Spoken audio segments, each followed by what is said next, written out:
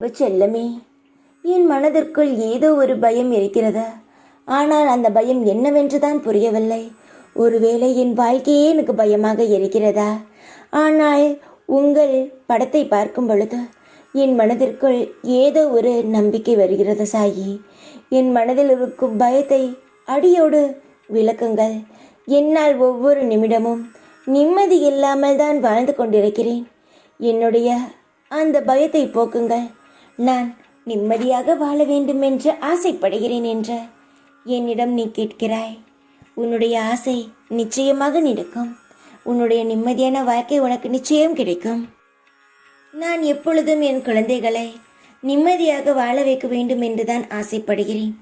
ஆனால் அவர்களுக்கு ஏதோ ஒரு இடத்தில் பயம் வருகிறது. தன்னையே அறியாமல் ஒரு பயம். அது மனிதனாக இருக்கக்கூடிய எல்லாருக்கும் அந்த பயம் வரதான் செய்யும். அதையெல்லாம் தாண்டிதான் இந்த உலகத்தில் நாம் வாழ வேண்டும். வாழ்க்கையில் எதுவும் பயப்படக்கூடிய அளவுக்கு இனி நடக்காது. நடந்தது எல்லாம் நீ பார்த்து விட்டாய். இனி நடக்கப் போவதையும் பார். எல்லாம் சுபமாக தான் நடக்கும்.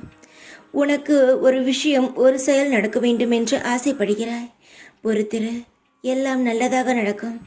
எந்த ஒரு கெட்டதும் உன்னை நெருங்காது. உன் அன்பு யாருக்கும் புரியவில்லை என்றால் நீ ஒரு பொழுதும் கலங்காதே.